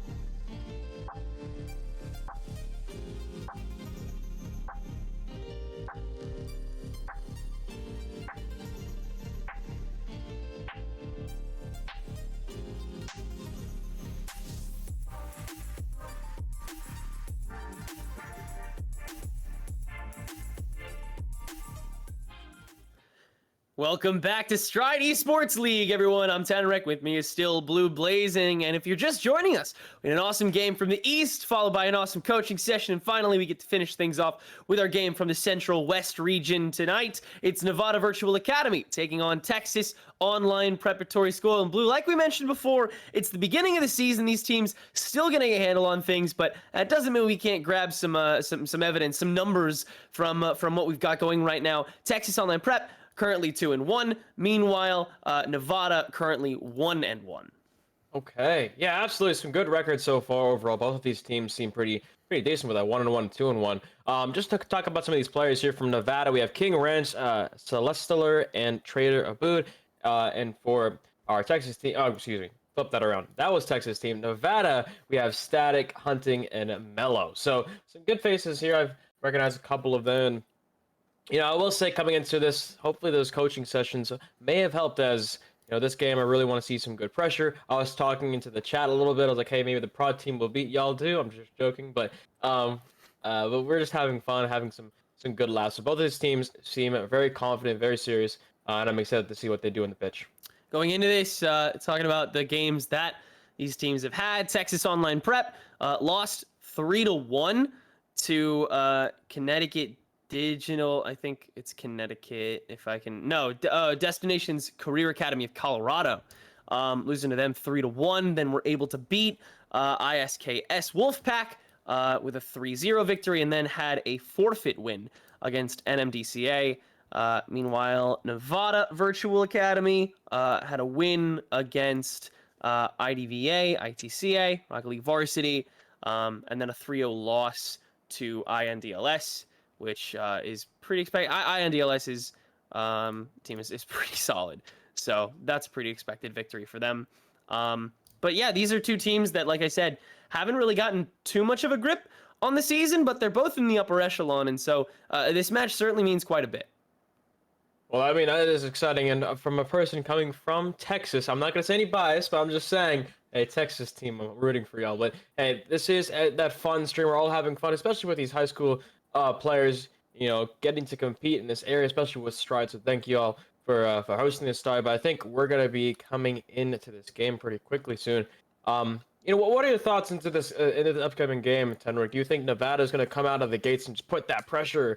Texas is going to start putting out some medals. I think we're still too early into the season for people to really kind of jump the gun so quickly. However, I think we're on the cusp, so we could still see an ego kind of drainage at one point or another. But it's up to these teams to really decide how the pace of this match is going to suit them. Texas in the blue, Nevada in the orange, and we've begun game number 1. Absolutely. Already a decent start from both of these teams. I'm seeing a lot of pressure, a lot of just going for those 50-50s. But looks like we're here. But I think there's there's 3 players on this Texas team now. I think there was 2 when we started, so looks like we're good to go. And Static, unfortunately, missing that ball. Celestialer trying to get that away and gets back to King Ranch. Now, King Ranch trying to beat that 50. Beautiful play on the midfield, but a triple commit coming from Texas. This could be a little awkward to get that back. And luckily, there was no strong boom. Keeping it close, though. Nevada on the front door, trying to make it work. Attempting to circumvent the corner. Texas trying to break out. King Ranch gets past 1, and the cycle will break. Nevada choosing to hand that space over for the time being, but Texas now having to figure out exactly what to do with it. Little DJ is going to get handed that ball and just dribble it all the way in. Double commit, no matter. And Nevada will find the first goal of the series. And I think just right there was just a bit of a comms issue for the Texas team. I think both of them could have saved it, but hey, it does happen in the game of Rocket League where 2 of them really want to get that ball out. Yeah, good shot, good placement for Nevada to start this game off. And man, I have to say, looking at Texas team's formation, they love to have the 2 defenders back and 1 person out in the front. And Nevada quickly to capitalize on it, making sure they keep this pressure to make that rotation a little bit awkward. So let's see if Nevada can continue this, or Texas might change something up. Ranch attempts the dunk. Texas looks to have a lot of presence on the pitch, but hasn't been able to find much momentum off it. There's something, though. Bulky Jinrat getting some distance, but the net's been left open after that 3-man push. And Nevada's going to use it to find their second goal. Wow, what a shot from little DJ to get it through both defenders in that midfield. A great first touch. Yeah, Brady, a great start for Nevada. 2 goals above Texas with 3 minutes 15 left. And these clashes leading to a lot of opportunities that have been just a bit too open. Texas, those little moments of weakness mean so much for a team like Nevada, who's able to capitalize on them so quick. But outside of those tiny openings that have been found, Texas has looked really good. They've looked really dangerous. And that's a great carry. Stellar attempting to keep it alive. Static Hope winning the 50, though, and Jim Rat forced to back up. A little too much distance handed over. That might be the kick right there, but no. Not enough presence just yet from Nevada, and Texas is able to turn it back into something potentially. But Nevada continuing around this team. Sharks circling the boat. Stellar able to put it away for King Ranch to clear it back out, and Texas may have some presence here. And this is very similar to the game we saw earlier today with Pennsylvania and Ohio, where in the beginning inside Pennsylvania, they were playing a little bit more passive, just like Texas is, and Ohio would just continuously try to keep that pressure, keep that boost starvation up against that team, and they did numbers. So looking at Nevada, definitely doing a similar thing here where they are just keeping that pressure, but Texas getting that 50-50 could be a strong play. Bulky needs to get up, but it couldn't quite get the speed needed. Slowly but surely, less time to make this happen. Still sitting in front. Nevada has to recover here. Gonna try and find another. Static Hope keeps it up. Against the backboard, King Ranch gonna keep it up. Stellar attempting to intercept, but Nevada once again too quick to the punch. And they will continue the possession. Oh. Great fake from DJ to get that away from Ranch, but can't quite get through bulky Jim Rat. And I will say, Texas could have an advantage here if they can get the ball away from that side, but beautiful save from Static Hope to get that away. Here we go, 1 minute post remaining with 2 goals for Nevada. Can Texas answer at all? Little DJ looking for that double, couldn't quite find it over that backboard net. And here we go. Stellar trying to get something. Not finding it either. Awkward touch, though, from Texas. Could be an open shot for Static, but it goes wide. Unfortunate for Nevada there. But so much time being burned away regardless. Nevada's so content with how this game has been going the whole way through. Texas disallowed in most of these attempts, despite the amount of presence and pressure they've been able to put on. Good attempt once again at the front door of the goal, but Static Hope is able to immediately convert it. Big stop by King Ranch. And once again, Texas prevents the 3-0, at least for now. But Nevada, with the way that their offense is looking, they will not only find it here, but they may find it in the series as well. Yeah, I mean, looking at this Nevada team, they're playing perfect. Just looking at that small touch, even if it isn't that fast, it has a great position for every opportunity for Texas to be getting that ball is very awkward. And so, yeah, great play there from Hunting to push that ball in with 17 seconds remaining. And I think it's cold and cut clean, Tenrek. I think it is decided for Nevada. Unless we see Texas in the next 10 seconds bring it back with King Ranch's shot. Well, that's certainly a start, isn't it? After Jim Rat continues to put it up and Stellar doing the same. Texas, the offensive cycle, gets it done at least once. Is there time to do it 2 more times this game? I don't believe so, but again, it shows that Texas has been here all game, and they have now proven that they can score off of that as well. They're going to try and do it one more time. Hunting is going to be able to throw it away, though. Jim Rat tries to keep it up into King Ranch, and now just rule 2ing it up. Stellar going to follow it, but gap's too big. Regardless, it's Nevada's game, and they will kick off the series with a W. And I think that last goal for Texas is great for their momentum. We saw at the last few seconds there that they were trying to keep that pressure, which was getting Nevada a little bit off guard. So, I mean, I think Texas, just from looking at it, will bring it back in game 2 off of that good pressure. And we're looking at the scoreboard here. I believe it's 9 shots to Nevada's name. So, yeah, great looking at Nevada's pressure there. Yeah, again, just a lot more presence on one side for the most part. Texas, they got a lot going, but they couldn't complete enough times, or they didn't have enough time to, whatever you want to hand it to. Nevada is going to win that first game, but that's why we're here with the best of 5. You have so many more opportunities to make it work, and for a lot of these teams, regardless of placement in the standings going into things or even coming out of things, 3-0s are not that common here in Stride Rocket League. It's actually very impressive how consistently these teams are able to punch right back, even though some of these games look pretty gapped up. And so I imagine Texas, especially with that last goal in game 1, their morale is as high as can be. They're going to come into this next game with their heads held high and their brains ready to take this second game. Yeah, we're heading back to DFH Stadium. Let's see if they can muster up some type of comeback for Texas's team. I saw that pressure coming in the last few seconds. As I mentioned, let's see if they can bring that tide here in game 2. Great demo here from DJ. Static Cope looking for the shot, but Stellar getting it away. Now for Texas, they have the ball. They have an open opportunity to get a good pass to shot. Here we go, the play, but just not enough power here. And, you know, Teneric, we're looking at this here. What do you think Texas can do? You've seen the pressure. We've seen them being a little bit passive. What do you think they can bring up to the table here for game 2? I'd say just go back to fundamentals, if nothing else. That 3-man cycle looked amazing when Texas had the opportunity to step in front of it, but up until that point, you know, your mechs need to be on point and you need to win more consistently, and for that, you need to take, you know, a couple less risks. And so I want to see not necessarily more lethargic, but more standard play coming from Texas. And awesome saves like that can certainly bolster it, as the double commit is not even that much of a commitment for either of that double, and so Texas has the possibility to attack here, but they'll choose to let Static Hope drain away that boost, try and carry out to the corner, and give Nevada a little bit of time to recoup in order for Texas to be more ready for the pushes going forward.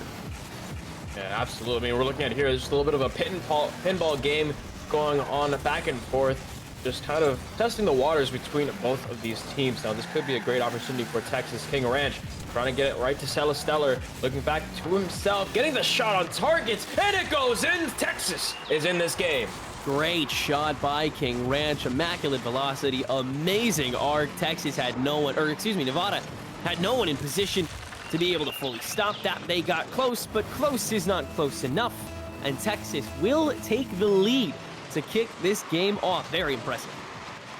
And there we go. That first goal is to Texas' name. I think they can play a little bit more comfortably now upfield with that 1-goal lead. Let's see if they can. Nevada with a strong shot. Static Hope almost getting it back in the net, but looks like that crossbar has something else to say. Hunting off the ceiling, looking for something. King Ranch with a nice counter, trying to get that touch, but just doesn't get enough boost to hit that play.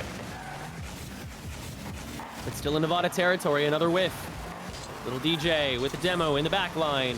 Leaves the potential to threat a needle somewhere, but Nevada doesn't have the opening or the time to really manage it properly. Static Hope, good bounce over 1. Is the follow-up there? Not in time. Stellar, the touch. Good bump by Jimrat. Forces the early action from Little DJ. Back in blue territory again. Still no momentum, though. And Nevada has been so focused on damage control, even on the side that they're trying to attack. And Texas looks cool, calm, and collected, and ready to score again here. Maybe, no. Another boom just in time. And speaking of cool, calm, and collected, I just saw Texas not even moving for a second there on their own side. So they're definitely playing into Nevada's momentum, which is really good to see from that team, as they can just stall out the clock with this 1-goal lead. Well, let's see if Nevada has anything to answer for it. Static almost getting the pass off the corner. Texas getting some double commits off that sidewall. They might be low in boost because of it. And DJ is trying to go for a Static Hope pass, going for the shot for Hunting JJ, and he finds the back of the net. It's a setup that was going on for a good little while, and Texas didn't have a full-on answer to it. Nevada eventually able to fully capitalize on that attrition. Hunting just barely finding the right bounce to put it away and give us a tie game once more with a little less than 2 minutes on the clock. Wow.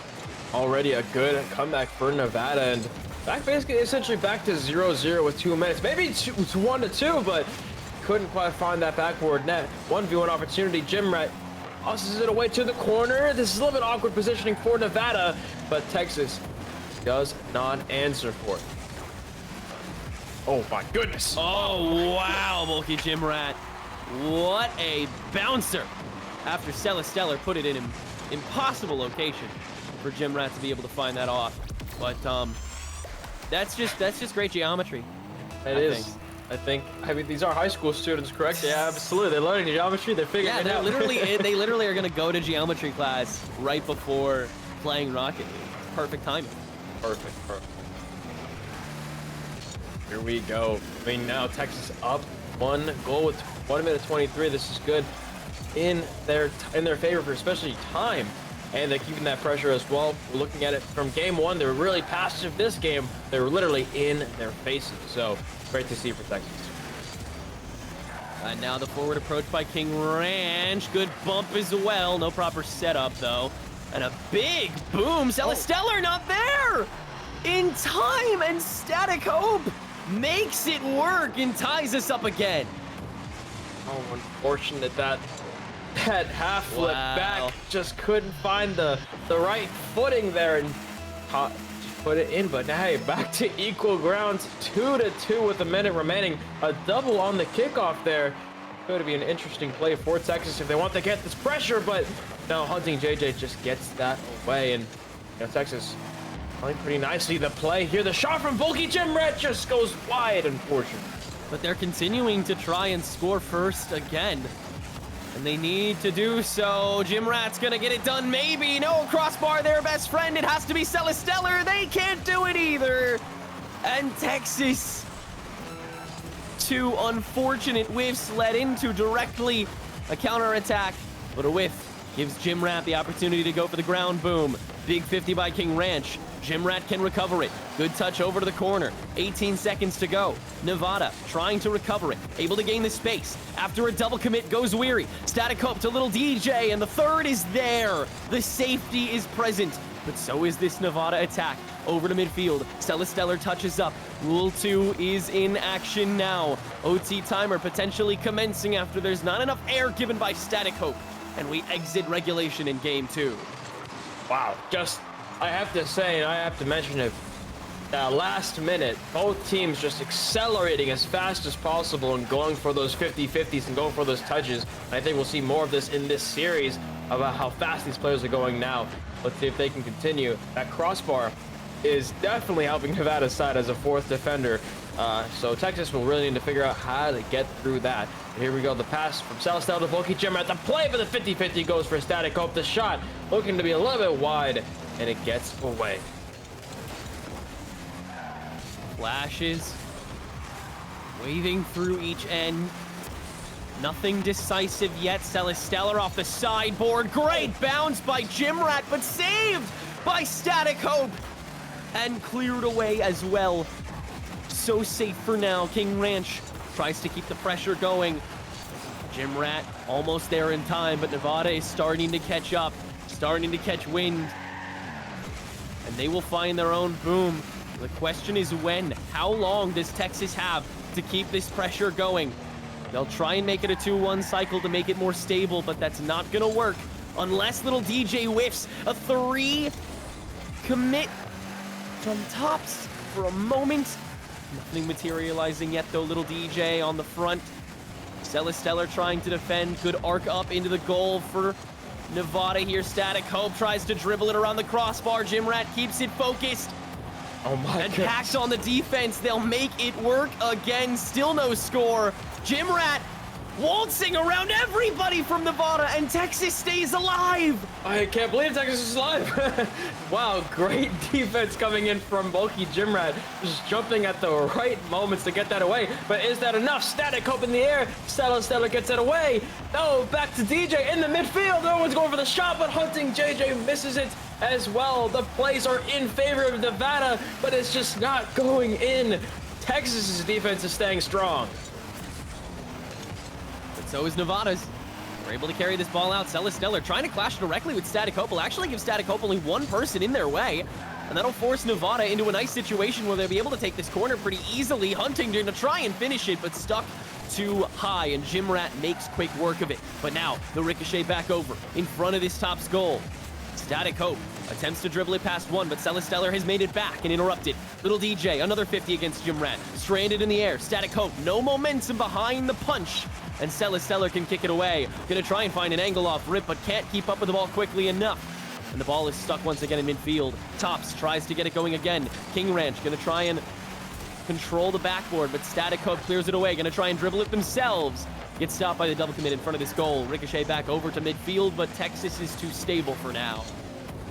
Wow, I can't believe this is a 3-minute overtime we're looking at right now. That is a double commit coming from Nevada side. And Hunting JJ misses the ball. Stella puts it in, and it ends the second game. Texas back in this series 1-1. Close the whole way through, but there were enough mistakes in a row that Texas could work with. And now the series is tied. A very exciting game, too, where both teams just really did not want to let up. It was a question of endurance by that point. And I think that going forward, that will also be the question. Who will lose that war of attrition first that both these teams are clearly so good at putting on? Indeed. Both of these teams are just using the slightest mistakes to get the advantage over the other. And I have to say, that crossbar, that crossbar helped a lot. So yeah, definitely shouts out to that. But I mean, looking at the gameplay itself, Texas just reversing whatever we just saw in that game one, putting the most pressure we've seen so far this day. Yeah, for sure. I think both those teams doing a really impeccable job of just maintaining that pressure over the course of the game, even when they're put onto that defense. You see these teams swarming the corners, swarming the goal line, swarming midfield the second that they can, and really just jumping on these opportunities. And the confidence that they have along with that really works well in tandem. So I'm excited to see how both these teams progress over the course of the series, which is guaranteed to be only halfway over, if not less. So we still have a lot of awesome Rocket League action between these two teams coming your way. And again, it means a lot. Both these teams upper echelon of the standings right now as we enter the halfway mark of this season. These teams trying to get, one of those bigger words in edgewise to make a case for the playoffs. And that playoffs race is here today. Let's see who is going to have the edge in this game 3, Texas or Nevada. Nevada beginning on the defensive. Texas getting better at winning those initial interactions, and Jimrat now going to steal it away post kickoff. Some interesting neutral 50s that I think both these teams are just getting their grip on. Certainly having over 3 minutes of overtime is not exactly the biggest dampener on one's excitement. It can be tiring, but it certainly isn't demotivating if you're either of these teams. You now have a way in or a way out. Both teams looking for a way to capitalize on both, but it requires a step back and a clean slate, I think, as well. Because Texas now knows that they have never faced a better Nevada this series than they will this game, and Nevada knows that Texas will absolutely beat them if they don't level up. And this is a good way to start, with Static Hope frontlining the entirety of that attack, finishing it off with the demo to boot after the slight off angle, threading that lower 90 and putting them on the board. And I'm seeing Static with that new decal. He's been in business for sure. That's definitely true, but let's see if that will help them. 1-0 Nevada already in the lead. Some good fakes coming from Stellar. Could be a good midfield pass if Texas jumps early enough, but bulky Jimrat gets bumped by Static Hope. Great vision there from Static. Now here it is. The ball is still on this Nevada side. Bulky missing that ball. And we're back onto this Texas. Play the zero boost jump. That's unfortunate there for Texas as Hunting finds number 2. Another great goal, this time by Hunting, who's able to win just another 50. And Nevada looking to take a far different pace this game, to come away with the series as quickly as possible without letting Texas have another idea, have another crack in the door that they've already let open. But still a lot of time left this game for Texas to make their own statement. That's a good start. Jimrat the shot on target. Nevada forced to play the long game on their own end, and nobody is a fan of that when playing Rocket League. The bump back over King Ranch, the demo to sacrifice a little bit of that positioning, but it's for the best considering they're now forced on the defense. And the touch might do it. King Ranch, though, they're just in time. Wow, yeah, just in general, This Texas team being on that defense once again.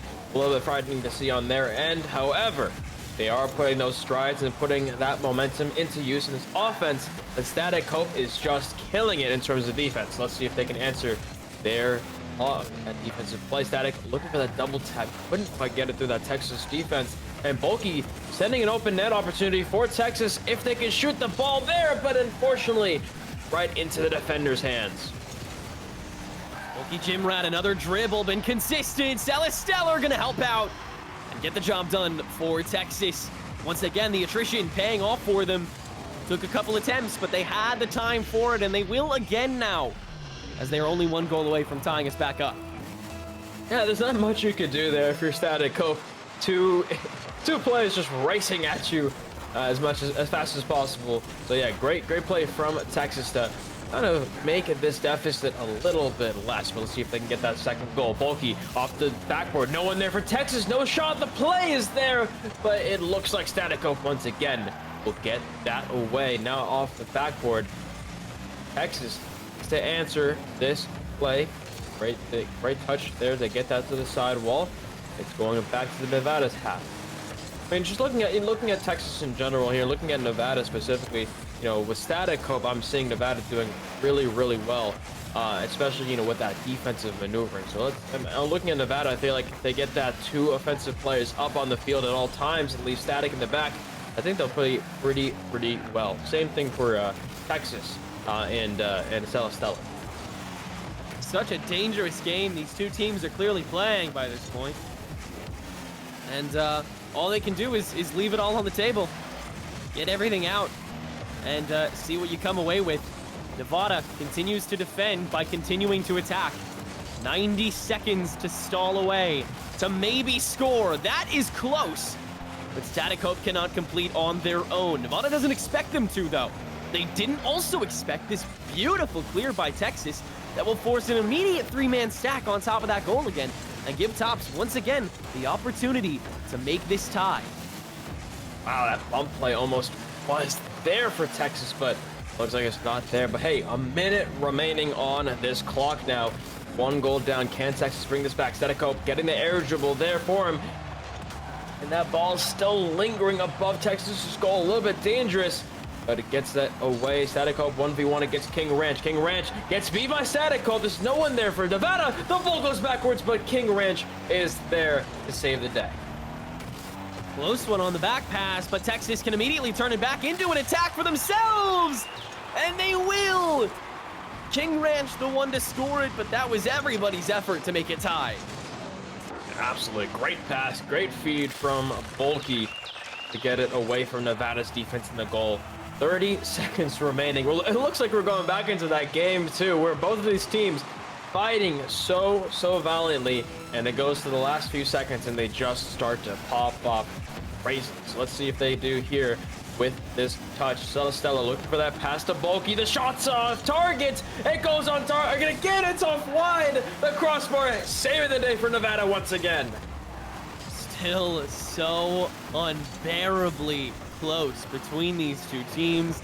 Literally anybody could win at this point. I feel like that is obvious in itself. Nevada still on this front door. They can't get it done in regulation, and so for the second game in a row, we'll head to overtime. Second game in a row, but it's going pretty well for both of these teams. I mean, they're keeping that pressure on both sides and kind of taking turns on, hey, I'm playing offense, you play defense, so on and so forth. And let's see who's is better at the time. It looks like Texas is looking for the shot, but King Ranch couldn't find that angle there.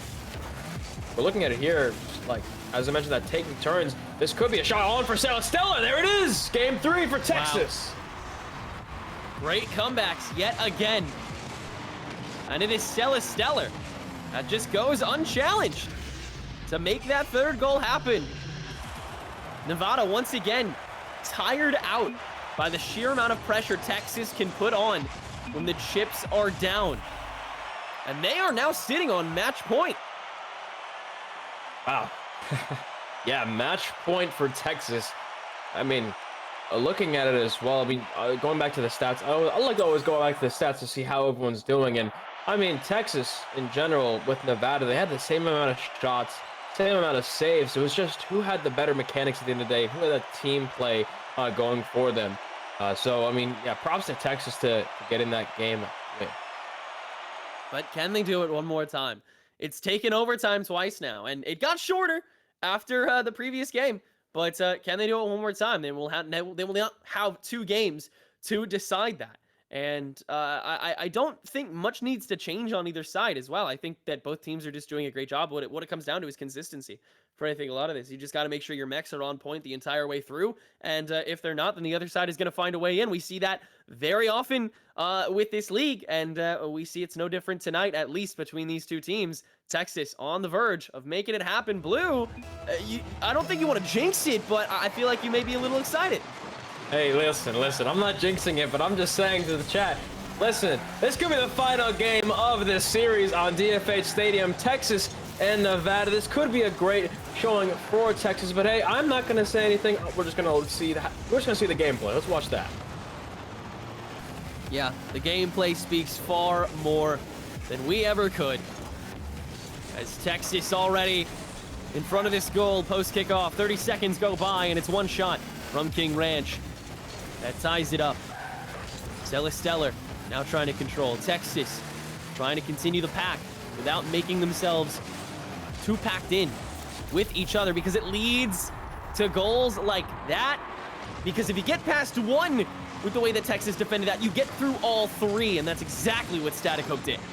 Wow, yeah, I mean, the help defense, the help offense there from Nevada there was absolutely amazing. Static Cope just reading the defense perfectly. This is what I like about some of these higher level players here. They're taking it patient, not just kind of rushing in and just giving the ball away, but they're taking their time and playing it right nicely. And here we go. Let's see if Stellar can get this ball through the net. Couldn't find the Doomsday Edition, unfortunately, but yeah, absolutely. Let's see if Texas has an answer. Nevada always started pretty strong, specifically in the last game and that game number 1. So be time to tell. It's very true. Nevada has been the team that can score early, but just doesn't have the endurance that Texas has had these past 2 games.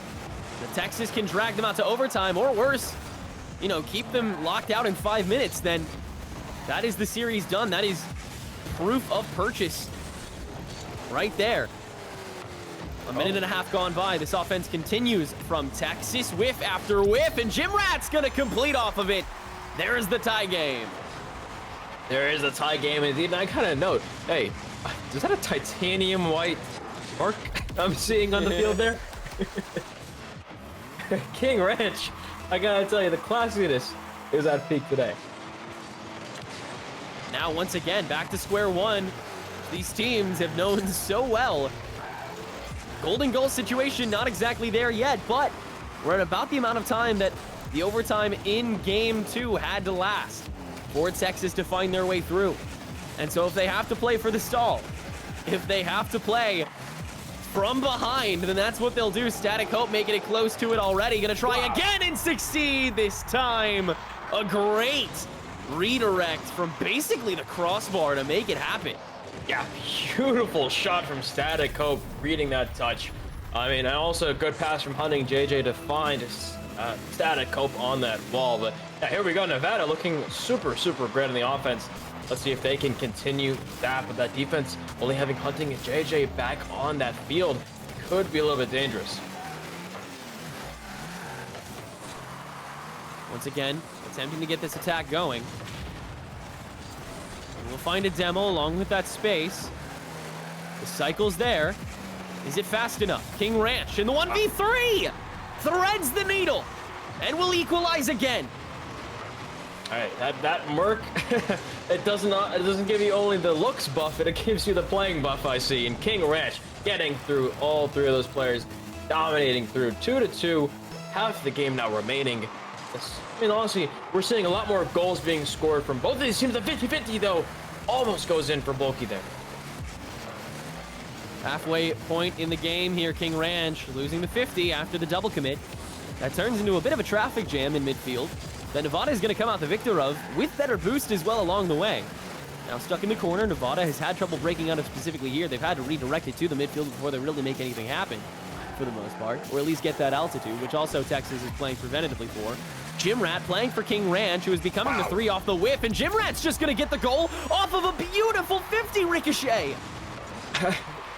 Jimrat, his name is perfect for this. He's bulky. He is dominant. Just like, hey, I will win this 50-50 and get through you. Great shot there from bulky Jim. And now they have to keep that lead alive in order to make the series done in 4. And maybe they'll make the lead even better. Not immediately, though. The boom will make it. Jimrat stuck in front of this goal. Faulty defense that they're able to get away with by the skin of their teeth. But Nevada may be able to turn this into some attrition. No, they have to reposition after the boom. But now it's just that back and forth, and Nevada has tended to win from that, so still a scary situation. That scary situation could be here from Texas. That open net opportunity. There it is. Little DJ finding it. 3-3. Yet again, Nevada now the ones to grapple back and make this the closest it can be. 92 seconds to go. Both of these teams proving they deserve to win it. But who can win it all? Texas still 1 game and by proxy 1 goal away. King is going to try and make that happen off rip here. Celesteller, ricochet back in, and once again, it's a Texas kickoff. But it doesn't turn into anything this time. Oh, wow. Great move from Hunting. JJ with the save from King Ranch. Gets that away. I mean, hey, Tenrick, I gotta say, these last few minutes of the games we've been seeing, just both of these teams just adrenalized somehow. And I don't know, maybe it's the time buff, maybe it's just like they're having a lot more fun, and I think that's having a lot more fun for Nevada from their own goal from Texas. And that is a hat trick for Static Hope because of it. A beautiful way to bring Nevada back into the limelight after King Ranch. Unfortunate touch. Try to get it more with the back for a Static stop. But, I mean, Nevada's cycle was already there anyway, so they were still in a dangerous position regardless. Either way, it's all you can really do, and how about a counter immediately after Texas once again wins the kickoff and are able to turn it into a rushdown and a goal. You know, King Ranch was like, I need to apologize. Let me fix this really quickly here. And I like how they got that kickoff goal. But hey, a minute remaining, 8 goals in total for these teams here.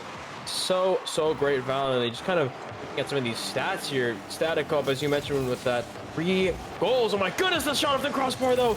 And it goes in for King Ranch for his 3rd goal. I mean, that presence was everywhere already for Texas anyway after the double commit on Jimrat and then the ricochet back after. Texas simply had too much to work with after Nevada already had to launch everything they had. And once again, Texas in the lead. How long can they hold it? Well, looking at the pace of this game, almost approaching double-digit goals, I don't know. Maybe Nevada answers pretty quickly. Both his teams playing super aggressive now and trying to get as many goals as possible.